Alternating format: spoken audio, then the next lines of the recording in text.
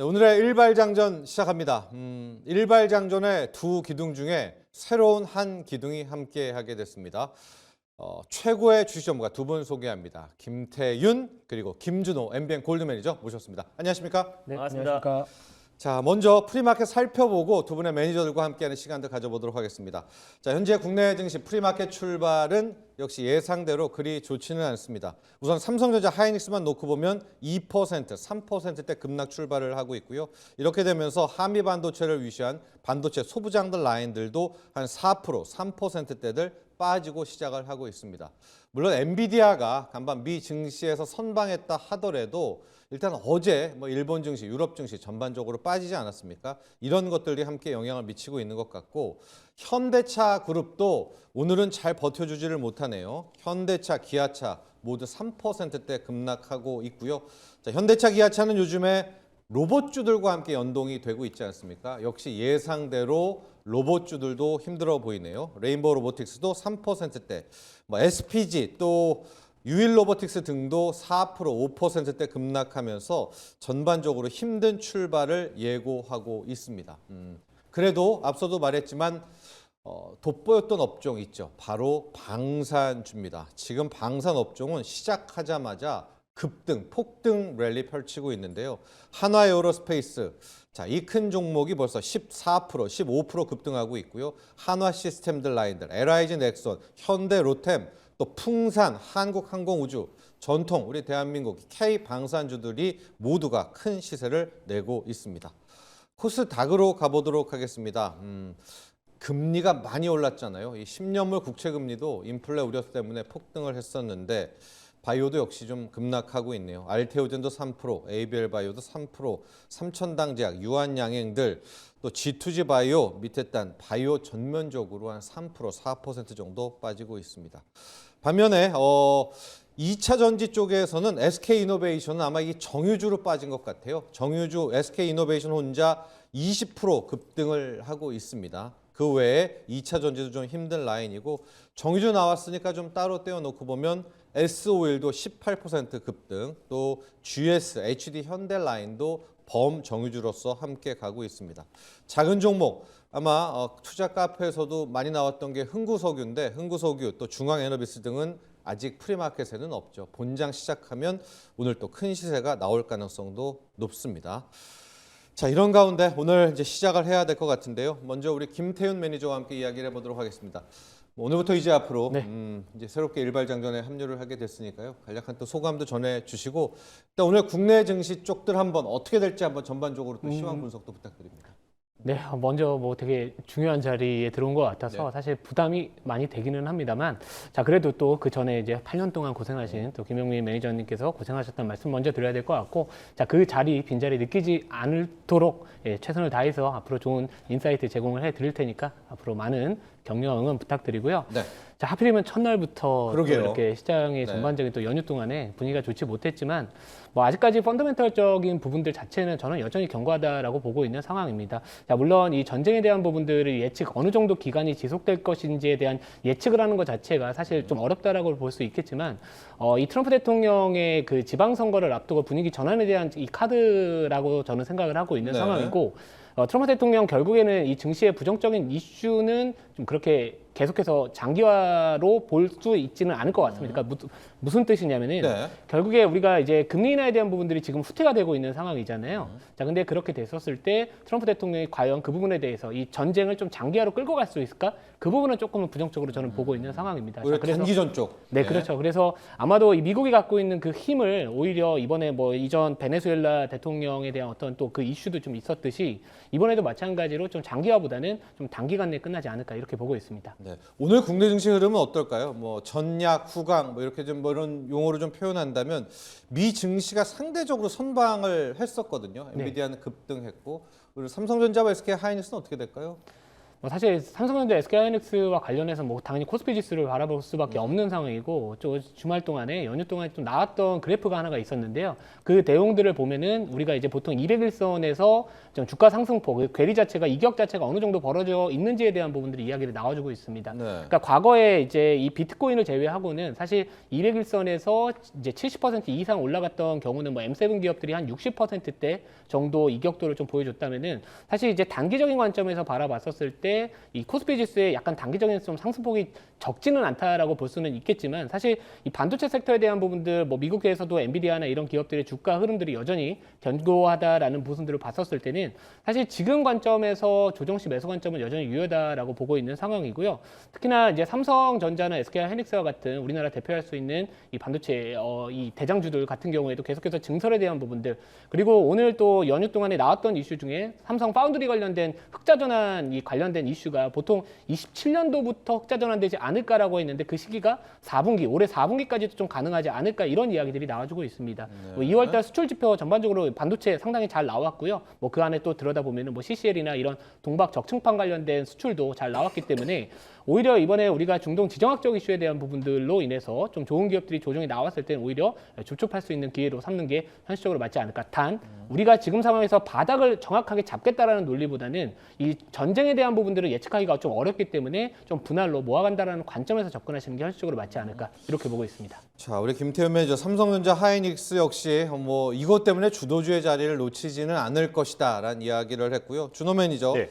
제이미 다이먼 CEO 제가 바로 아까도 뭐 설명을 해드렸지만 이런 이슈로 증시는 무너지지 않는다. 맞습니다. 또 이렇게 굉장히 낙관을 하더라고요. 우리가 뭐 늘 학습 효과란 네. 게 있잖아요. 사실 이제 중동발 전쟁으로 인해서 코스피 지수가 한 달 안에는 다 회복을 했고 플러스로 전환됐던 학습 효과가 있기 때문에 전쟁은요? 네. 오히려 지금 이제 글로벌 증시가 주말 동안에 굉장히 평온한 모습을 보여줬잖아요. 그리고 이스라엘 TA 사보 같은 경우도 사상 최고치를 경신하기도 했고 가장 이제 위험 자산이라고 분류되어 있는 암호화폐 시장도 안정적인 모습 급등입니다. 하루 만에 네. 급반등이 나와준 모습이었고요. 뭐 그리고 상해 증시 같은 경우도 안정적인 상승 흐름. 니케이가 1%대 빠졌고 오히려 지금 뉴욕 증시도 혼조세로 마감했다라는 거는 이 중동발 지정학적 리스크가 시장에 미치는 영향은 굉장히 좀 제한적이었고 그리고 또 트럼프가 주말 동안에 공습을 했잖아요. 네. 그렇다라는 게 사실상 증시의 어떤 충격을 최대한 최소화시키려고 했던 부분이 아니었나라고 좀 보고 있고요. 그래서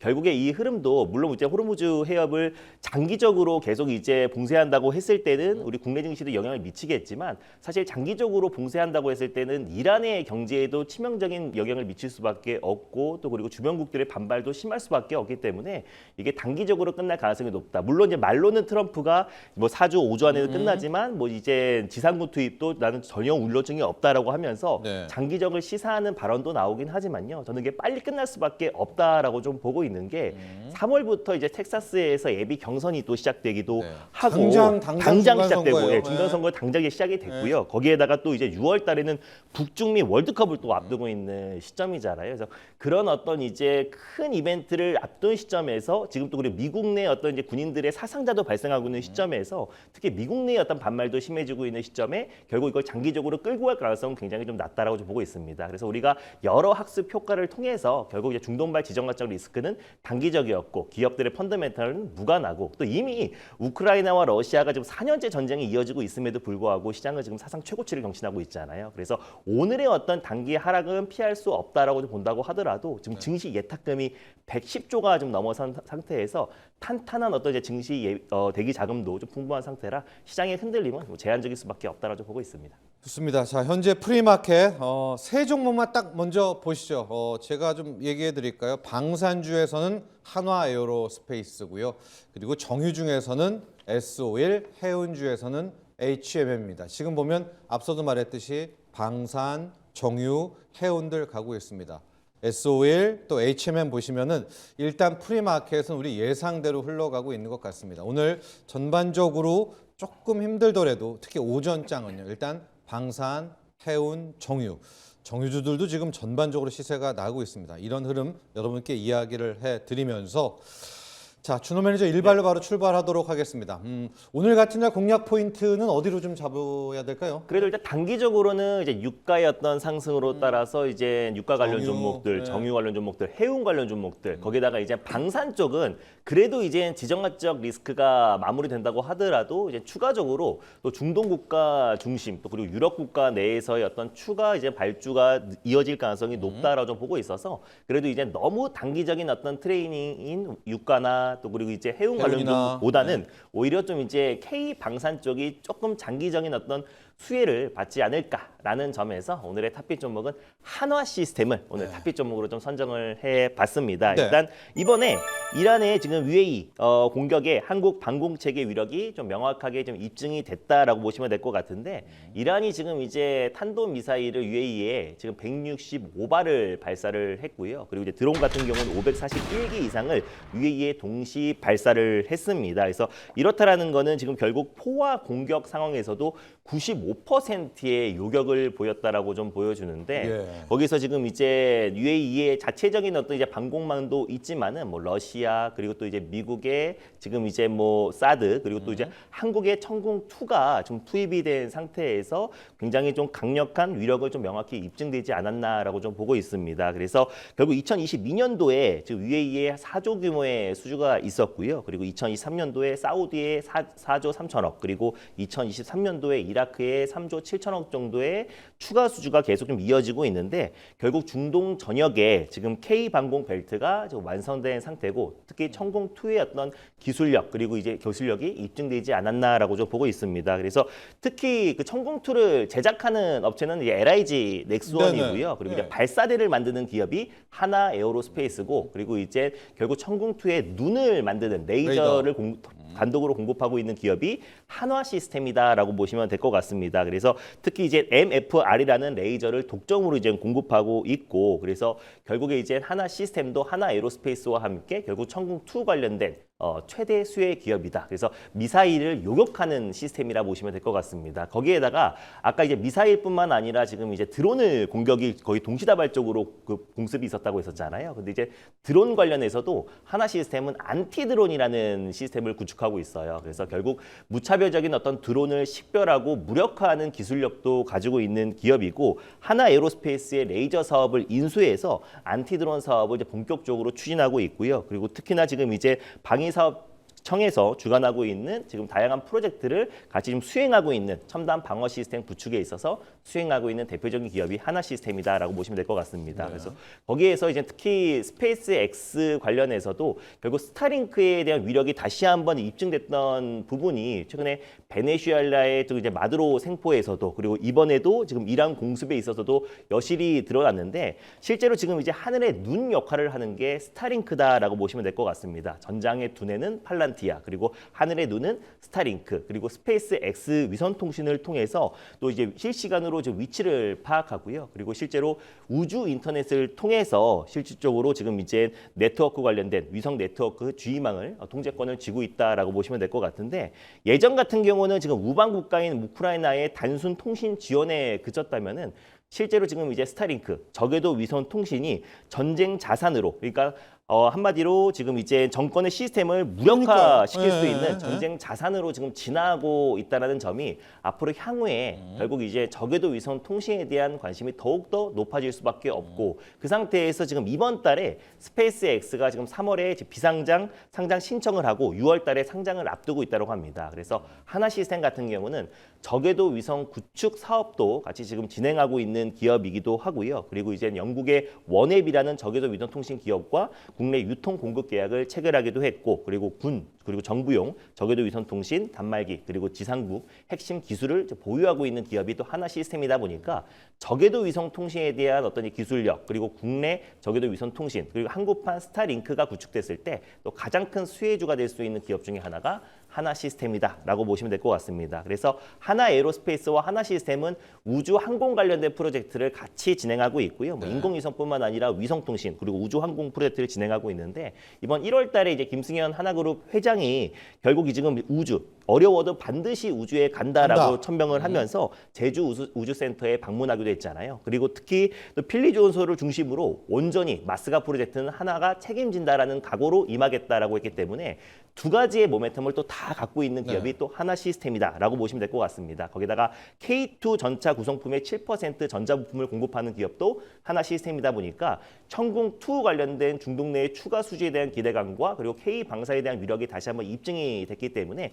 K 방사에 대한 수주는 더욱더 늘어날 가능성이 높다라고 보고 있고 저궤도 위성통신과 거기다가 안티드론 관련된 기술력을 가지고 있는 하나 시스템은 중장기적인 성장성이 좀 유효하다라는 점에서 오늘 탑픽 종목으로 선정해봤습니다. 자, 한화 시스템 오늘 준호 매니저 일발 종목입니다. 저희 일발과 함께 보시는 줄 알겠지만은 우리 삼성전기가 참 맞습니다. 어려울 때부터 준호 매니저가 육각형 기업으로 쭉 얘기했잖아요. 네. 그런지 시세가 났는데 한화 시스템이 또 이쪽 라인에서는 육각형인 게 맞습니다. 우주에 방산에 안티드론 마스가에 맞습니다. 드론까지 되고 있는데 문제는 삼성전기는 그때는 주가가 안 가서 갔는데 네. 지금 한화 시스템은 너무 높거든요. 가격 맞아요. 조정은 어떻게 해야 될까요? 네. 높긴 한데 이제 작년 같은 경우는 이제 필리존서를 인수하는 과정에서의 어떤 이제 그 매출적인 측면에서 약간은 좀 저평가를 받았던 부분이 분명히 있었었는데 이제 그 부분이 좀 해소가 됐고 네. 그리고 필리존서 관련해서 이제 실적이 올해부터 본격적으로 좀 찍히기 시작하기 때문에 저는 주가의 어떤 상승 여력은 좀 충분히 남아 있지 않나라고 보고 있습니다. 아직도요? 근데 네. 프리에서 지금 한 14% 가까운 네. 좀 상승 흐름이 나와주고 있는 상황이다 보니까 좀 매수가를 좀 재설정해서 네. 좀 대응해 보도록 할게요. 일단은 지금 12만 9천 원대, 13만 원 부근대에서 위치하고 있어서요. 일단 매수가는 12만 5천 원 미만에서 일단 1차 매수로 접근하셨으면 좋겠고 좀 분할로 접근하시면 좋지 않을까. 그래서 오늘 갭이 떴던 부분들이 약간은 지정학적 리스크가 완화가 되면 갭을 메꿀 수 있기 때문에 일단은 12만 5천 원 미만에서 1차 매수와 갭이 메꾼 상태에서 2차 매수로 들어가는 게 가장 좀 안정적인 전략이 되지 않을까라고 좀 보고 있고요. 목표가를 다시 한번 재설정해 보면은 목표가는 15만 원을 1차 목표가로 설정해 보도록 하겠고 손절 라인 때는 10만 원을 설정해 보도록 하겠습니다. 자, 오늘 준호 매니저의 일발은 한화 시스템입니다. 방산, 우주항공, 조선까지 삼박자를 갖춘 기업이었었고요. 자, 오늘 이슈를 가보도록 할 텐데 태훈 매니저 지금 가장 많이 오는 질문은 이런 겁니다. 연초 이후 외국인이 20조를 순매도를 했고 이 중에 삼성전자와 하이닉스를 18조를 팔았고요. 반면에 연초에 우리 개인들이 삼성전자 하이닉스를 17조 이상을 사들였거든요. 지금 나오는 질문은 오늘 삼성전자 하이닉스 추매할까요? 하나가 있고요. 기존에 갖고 계시는 분은 차액 실현하고 방산 또 정유 해운으로 바꿔 탈까요? 어떻게 좀 리딩을 해주시겠습니까? 네? 네, 뭐 저라면은 우선 이제 과거에 저희가 이제 작년에도 마찬가지로 이제 삼성전자와 SK 하이닉스의 주가가 한 두 달 정도 이제 급등을 하면서 그 이후에 이제 한 두 달 정도에서 이제 약간 행보세, 옆으로 예, 겼죠. 약간 기간 조정이 좀 들어가는 모습을 보여줬었습니다. 그러니까 우리가 이 삼성전자나 SK 하이닉스에 대한 어떤 이런 영업이익 전망치나 이런 것들이 사실 우리가 기대치를 계속해서 뛰어넘고 있는 건 사실이지만 우선 지금과 같이 어떤 지정학적 이슈에 대한 부분들이 이제 노출이 됐었을 때는 어느 정도의 약간의 좀 수익 실현을 해두시고 그리고 나서 일정 부분이라도 오히려 약간 이 해지에 대한 부분들 분산 투자 관점에서 좀 리스크를 좀 분산하시는 관점이 맞다라고 보고 있는 상황이고요. 네. 특히나 이제 3월달 같은 경우에는 우리가 이제 코스피와 코스닥이라는 양 시장을 좀 구분해서 접근하시면 좋을 것 같습니다. 네. 특히나 이제 3월 10일 같은 경우에는 이제 삼성 액티브 운용과 또 타임폴리오 자산운용에서의 이 코스닥 액티브 이 ETF에 대한 또 출시가 있기 때문에 결국에 그 해당 자산운용사들의 전략들을 보면은 좀 이런 대장주들에 대한 부분들을 어느 정도 담아놓고 뭐 타임폴리오 자산운용 같은 경우에는 이 약간의 그 주요 포트에 대한 이 섹터에 대한 부분들을 담아놓고 그리고 나서 약간 중소형탄에 있는 신성장 동력이 좀 부각될 수 있는 그런 성장주들에 대한 부분들을 조금 더 덧붙이겠다라는 관점입니다.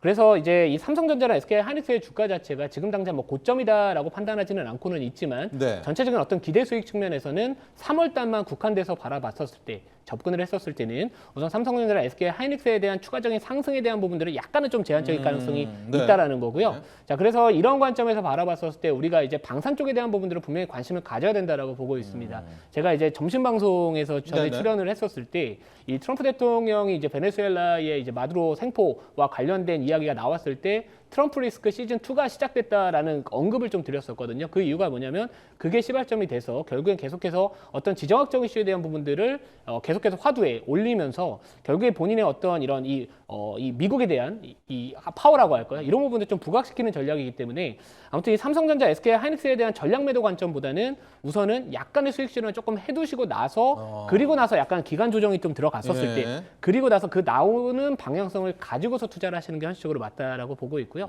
그 기간 동안에는 뭐 방산이나 또 조선 쪽도 우리가 좀 바라봐줘야 되는 게 조선이요? 네, 예. 카타르 에너지에서 지금 이 LNG 생산과 관련된 중단 이슈가 나와줬는데 그렇죠. 사실 카타르 에너지와 관련된 이 LNG 쪽과 관련해서는 사실 중국의 조선사들이 많이 수혜를 받고 있었습니다. 자, 근데 예. 만약에 이 LNG 쪽과 관련된 부분들에 대한 이 공급 이슈가 부각이 됐었을 때는 또 미국산 LNG에 대한 수요가 증가하게 되면서 네. 또 국내 조선사들이 또 반사익을 얻을 수 있다라는 관점도 같이 한번 좀 확장해서 생각을 해보시면 좋을 것 같아서 3월 달만큼은 우선은 코스닥 쪽에 대한 시가총액 상위 종목들 또는 코스피 쪽에서는 지금 보면은 뭐 조선 쪽이나 아니면 방산 그리고 한 가지 더 원전 쪽에 대한 부분들도 우리가 은근히 또 생각을 해야 되는 게 예. 캘리포니아 지역에서 또 50년 만에 또 원전 금지에 대한 부분들을 약간 좀 해제하고자 하는 그런 움직임도 나와주고 있는 상황이라서 조방원 결국에 네. 조방원 쪽에 대한 부분들이 그래도 약간의 조금 이런 반도체 섹터의 기간 조정이 좀 나온다라는 관점에서 바라본다면 하나의 대안이 되지 않을까 이렇게 보고 있습니다. 자, 우리 태연 매니저는 이제 물론 마음 아파하신 분도 계시겠지만은 삼성전자 하이닉스 일단 한 달 정도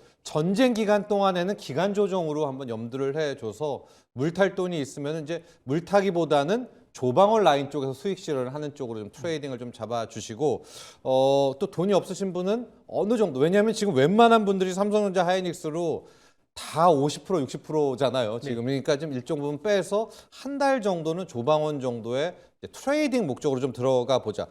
픽을 좀 볼 수 있을까요? 이제 하나 시스템 앞서 좀 얘기를 좀 했었고 우리 템 매니저는 뭐 조방원 쪽에 특히 방산 쪽도 많이들 궁금해 하시는 것 같은데요. 어느 쪽으로 좀 접근을 하고 생각을 하고 계십니까? 네, 그럼에도 불구하고 네. 반도체를 가지고 나왔습니다. 아니 지금 일반은 아니고 일단 일반 이쪽에서 아니고요? 아니고 예. 그러면- 이쪽 라인에서는 네.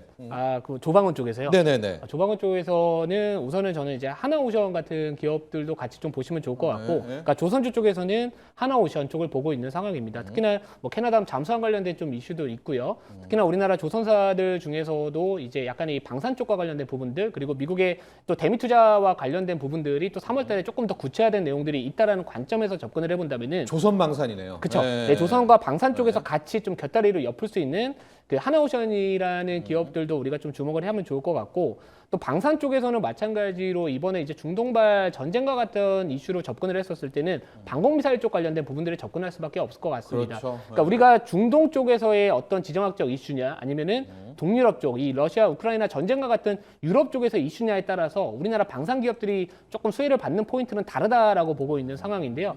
중동 쪽 같은 경우에는 뭐 현대로템이나 이런 전차 관련된 종목들이 전반적으로 좀 부각을 더 많이 받을 수 있다면은 이 중동 전쟁과 관련된 부분들은 결국에 방공미사일 쪽입니다. 그러면 결국에 LIG 넥스원, 하나 에어로스페이스, 하나 시스템 이런 기업들이 전반적으로 좀 수혜를 받을 것 같아서 LIG 넥스원, 이 조선 쪽, 방산 쪽에서는 이 중동 쪽으로 접근을 해본다면 뭐 LIG 넥스원이나 뭐 추후에는 뭐 LCM과 관련된 뭐 이 i3 시스템 같은 그런 기업들도 오히려 또 틈새 전략으로서 하나의 포인트가 되지 않을까 이렇게 보고 있습니다. 우선 조선방산 하나오션인데요. 하나오션 좀 가격 전략 뭐 기술적 분석 한번 네. 좀 해보도록 할까요? 네. 네, 하나오션 같은 네. 한번 볼까요? 네, 하나오션 같은 펜으로? 경우에 네. 한번 보면은 네.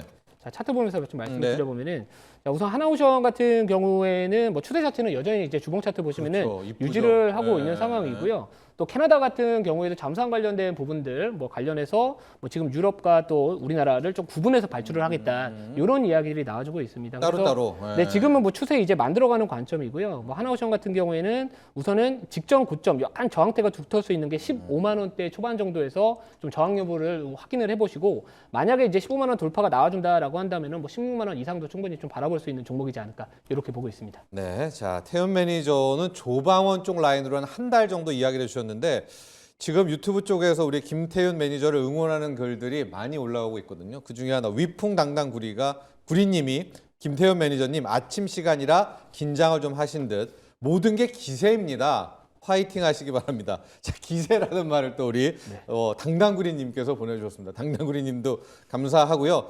정말 기세인 것 같아요. 그런데 이제 두 분의 전문가 모두 해운이라든가 정유주는 이제 권하지 않는 게 이게 워낙 변동성이 한 방에 또 전쟁 어떻게 된다 하면은 급락할 수가 있어서 그에 비해서 방산 라인들 좀 많이 이야기를 해 주셨는데 우리 준호 매니저와는 이 얘기를 하도록 할게요. 엔비디아 이야기를 빼놓을 수 없는 게 지금 뭐 네.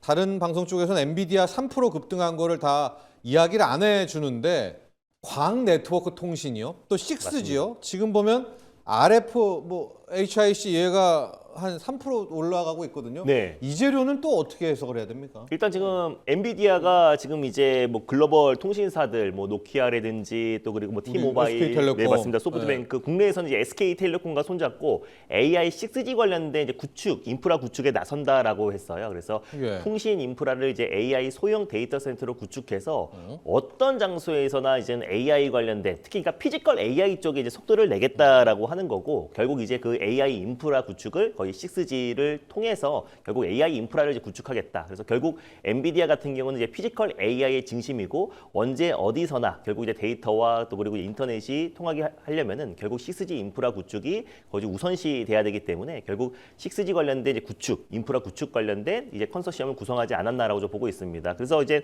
뭐 RFHIC 같은 경우는 반등이 나와주고 있는데 네. 결국 정작 지금 같이 협력을 하기로 했던 SK텔레콤 같은 경우는 지금 이제 조정이 나와주고 있는 모습이고요.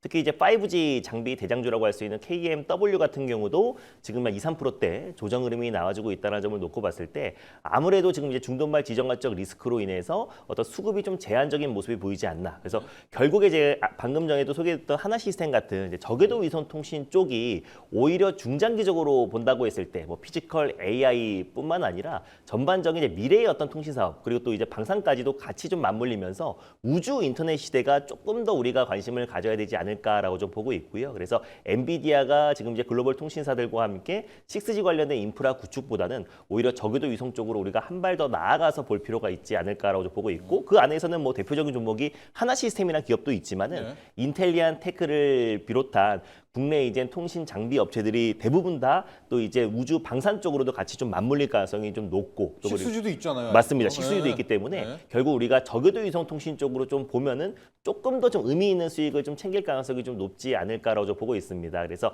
엔비디아가 글로벌 통신사들과의 어떤 이제 AI 6G 인프라 구축에 있어서는 좀 단발성 재료로 좀 그칠 가능성이 높고 왜냐면 지금 수급 자체가 워낙에 지금 중동발 지정학적 리스크 뭐 방산 또 해운 또 그리고 또 이제 관련된 또 이제 네. 방산 관련 종목들 또 화학까지 그리고 좀 화학까지도 붙었어요. 좀 네, 수급이 물론 유입되고 붙었어요. 있는 네. 시점이다 보니까 아무래도 좀 그 오늘은 쉬겠지만 이 이슈로 네. 인한 어떤 변동성은 좀 제한적이지 않을까라고 좀 보고 있고요. 그래서 결국에는 우리가 이제 저궤도 위성 통신 쪽으로 우리가 조금 더 눈을 돌려서 또 먼저 트렌드 선점으로 나아간다고 했을 때는 오히려 좀 안정적인 수익을 챙기지 않을고 그 안에서 저궤도 위성 통신에 또 위성 인터넷 그 안테나 관련된 글로벌 1등 기업인 인텔리안 테크 같은 경우는 결국 이제 앞으로도 중장기적 성장성은 남아있지 않을까라고 좀 보고 있습니다. SK텔레콤은 준호 매니저 이제 포트에도 있었었잖아요. 네, 이제 맞습니다. 다른 쪽으로 있었었는데 이번에 보니까 이 6G 얘기가 나오면은 어때요? SK텔레콤도 가격 전략 한번 SK텔레콤도 볼까요? 네. 사실상 뭐 엔비디아 관련된 6G 인프라에는 가장 큰 또 수혜이기도 한데 동맹이라니까. 지금 이제 프리에서 한 2, 3% 정도 좀 밀리고 네. 있는 모습이고요. 또 현재는. 그리고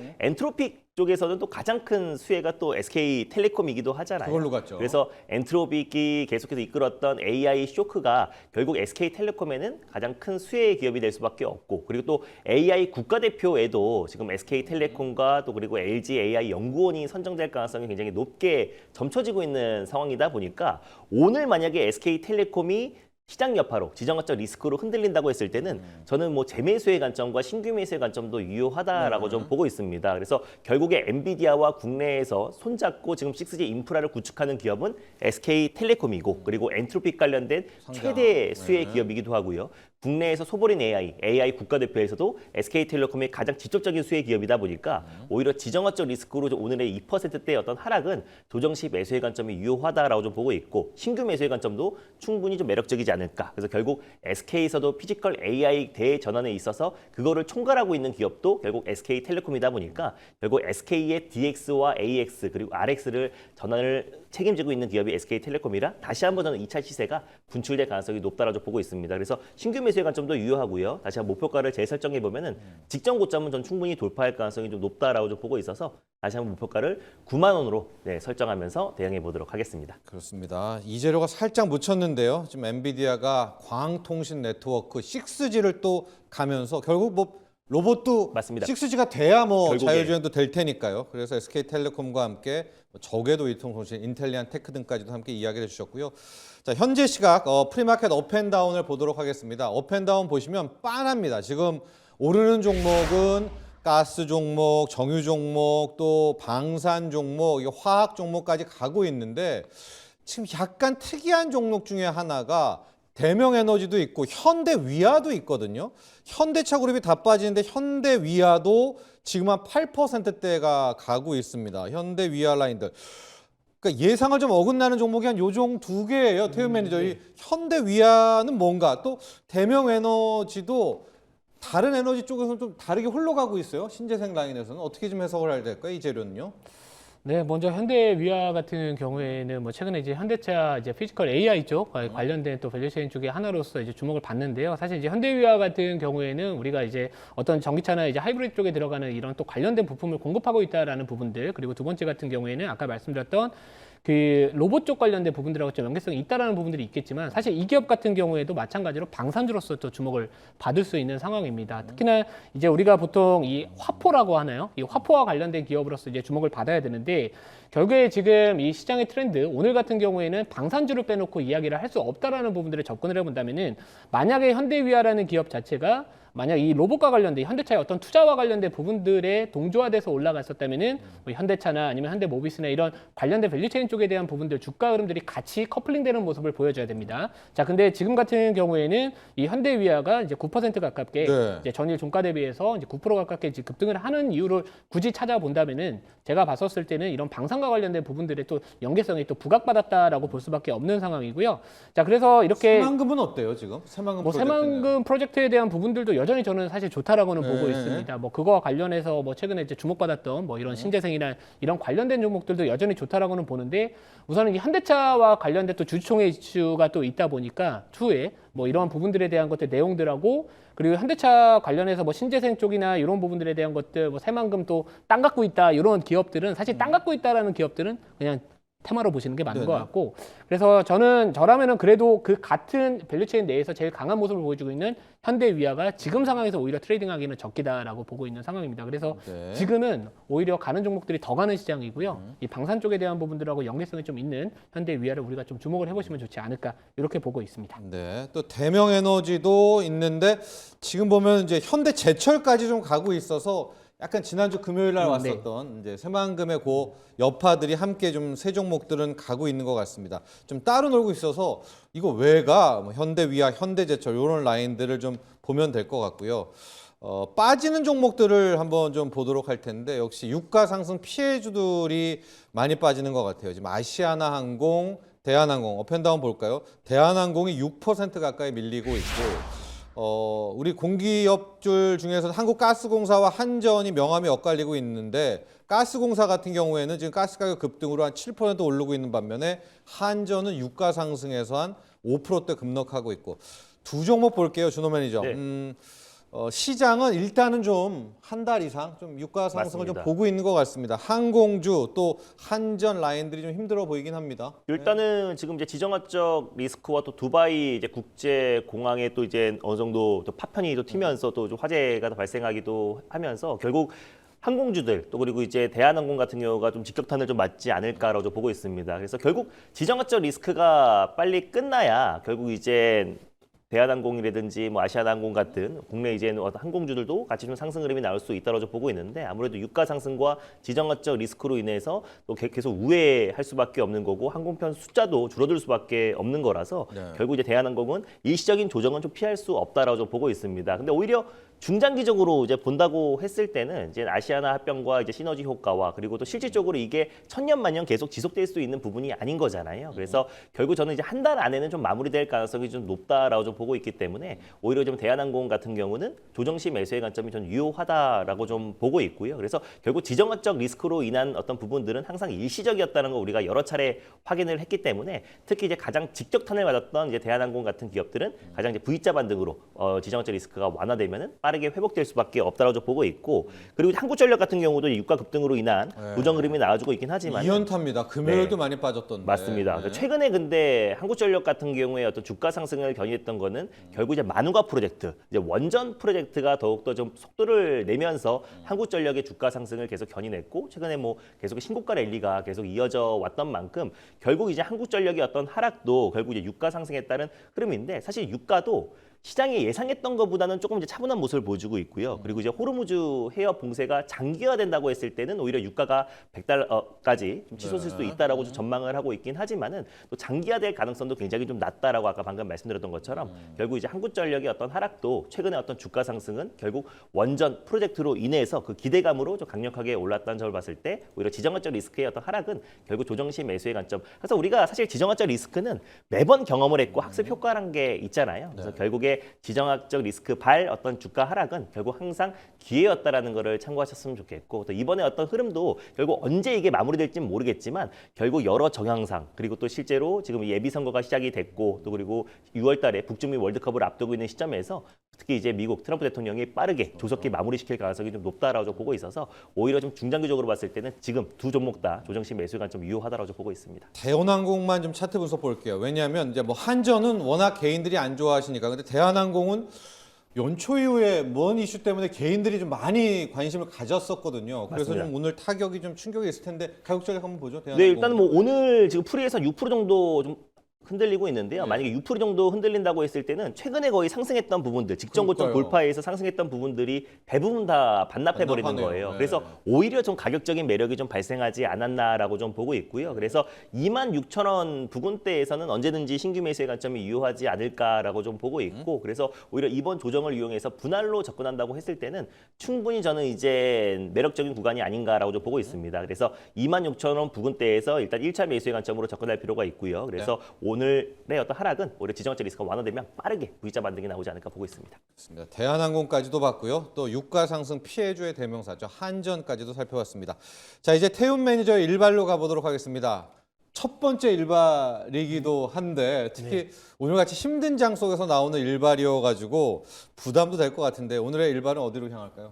네, 오늘의 제 첫 번째 종목입니다. 네. 자, 이스페타시스라는 기업을 이제 오늘 일발 장전 종목으로서 이제 말씀을 드릴 건데, 예.